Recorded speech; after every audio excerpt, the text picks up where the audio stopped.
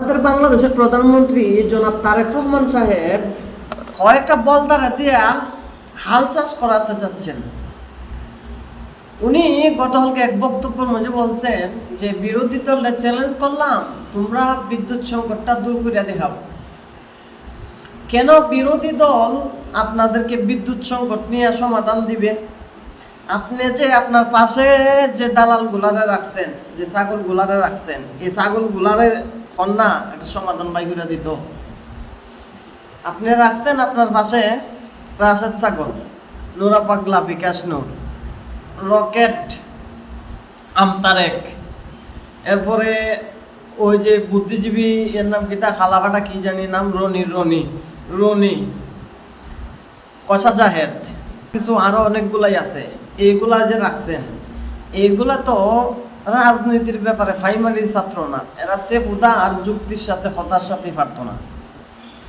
এইগুলারে রাখছেন আপনার আশেপাশে, এগুলার মাথার থেকে কি জীবনে ভালো কোনো সুবুদ্ধি বাড়িব?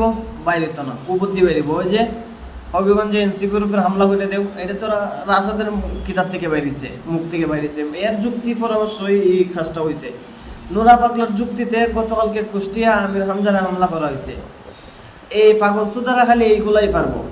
বিদ্যুৎ সংকট নিয়ে আপনারা কিছু করতে পারেন নাই, অথচ আপনারা সরকারি দল। আপনারা যদি না পারেন পদত্যাগ করেন।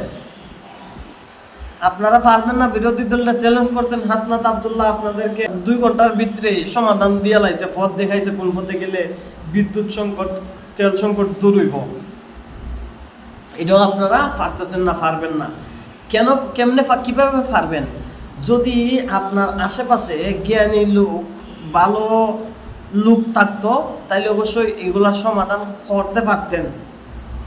আপনার ওই বিরোধী দলের কাছে গিয়ে ধর্ণা দেওয়া লাগতো না, আর বিরোধী দলের শক্তি আছে কিনা এটাও দেখা লাগতো না।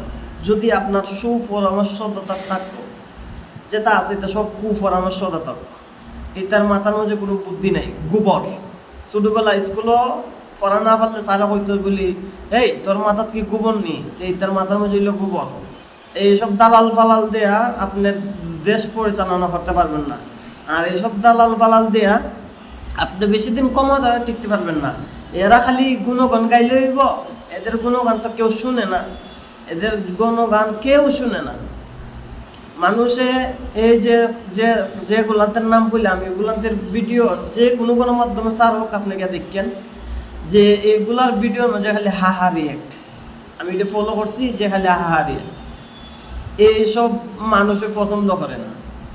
আপনি নিরপেক্ষ সমালোচক যারা আছে তাদের কথাবার্তা শুনেন, আপনার ভবিষ্যতে কিছু লাভ হইব, কিছু উপকার হইব। আর এইসব দালাল ফালাল কি হইলো, এইসব যদি শুনেন তাহলে আপনার গতি লইরা যাইব। এই যে বিরোধী দলের কিছু দন্না দমন লাগবো, এইভাবে তর্পে অপমান হইবেন। যদি কথাগুলো ভালো লাগে একটা শেয়ার করে দিবেন।